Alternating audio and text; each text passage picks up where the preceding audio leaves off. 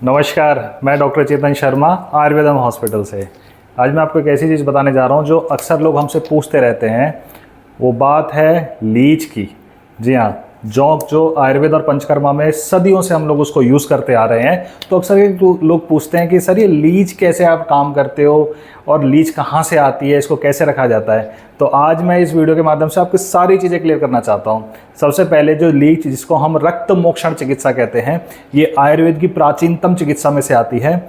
और इसमें जो लीच होती है, जो जौंक होती है, वो हमारे रक्त में, ब्लड में जितने भी टॉक्सिन हैं, जिन्हें हम दूषित चीज़ें कहते हैं, उनको सक कर लेती है।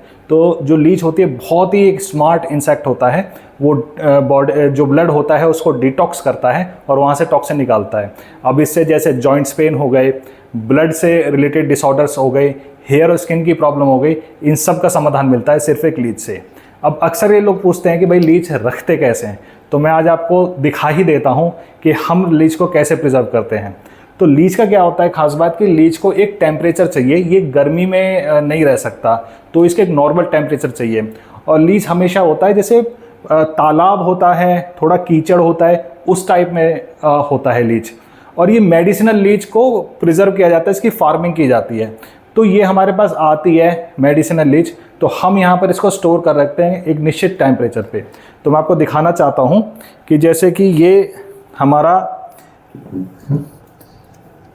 इसमें मटके में हम लोग लीच रखते हैं, इसमें एक टेम्परेचर रहता है। और जैसा आप देख पा रहे हैं, इस टाइप की लीच हमारे पास रहती हैं। ये सारी प्रिजर्व्ड लीच है, इनका एक टेम्परेचर हमने मेंटेन किया हुआ है। और ये थोड़े से पानी में और थोड़ी सी हमने इसमें जो बालूका है वो मिलाई हुई है, और इसमें थोड़ी सी हमने रेत और 2-3 चीज़ें और मिलाई हुई हैं जिसमें मिट्टी भी होती है। और इसको जो खाने में हम लोग जो देते हैं, थोड़े से हम जैसे नीम के पत्ते तोड़ के डाल देते हैं, तो वो उतना करते हैं। मैं भी शाकाहारी हूँ, तो मेरी लीच भी हम लोग शाकाहारी ही रखते हैं। तो इस तरीके से हम लोग लीच को प्रिजर्व रखते हैं। और ये लीच काफ़ी लंबे टाइम तक हमारे पास रहती है, आराम से रहती है, कोई दिक्कत नहीं आती है। तो इस तरीके से हम लीच भी प्रिजर्व करते हैं और लीच हम लोग यूज़ भी करते हैं।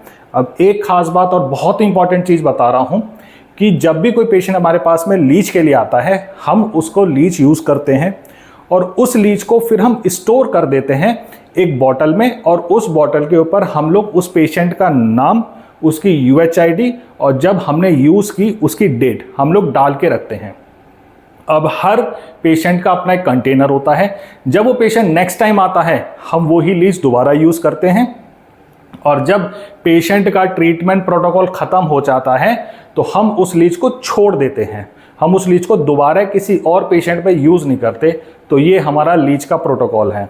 अब लोगों को अक्सर ये होता है कि भाई ऐसा तो नहीं कि लीच जब हम लोग यूज़ कर रहे हैं तो कोई इन्फेक्टेड ना हो। तो हमारे आयुर्वेद में लीच को डिटॉक्स करने का एक बहुत ही बढ़िया तरीका बताया गया है कि जब भी हम लीच को यूज़ करते हैं, तो पहले हम क्या करते हैं कि जितनी लीच होती है सेलेक्टेड लीच को लेकर आते हैं, एक बॉटल में रखते हैं और उसके बाद उसमें डालते हैं हल्दी। हल्दी से लीच पूरी डिटॉक्स होती है। तो करीब 4 से 5 मिनट के आसपास हम उसमें लीच रखते हैं हल्दी वाले पानी में, और उसके बाद ही यूज़ करते हैं। और जब यूज़ किया, जब उसने टॉक्सिन्स वाला ब्लड सक किया, तो अगेन हम हल्दी से ही उस पूरी लीच का वोमिट आउट कराते हैं, ब्लीडिंग, और उसके बाद में प्रिजर्व करते हैं। तो है ना कमाल की बात। तो चलिए आगे ऐसी ही रोचक जानकारी के लिए हम लोग मिलते रहेंगे आयुर्वेदम से।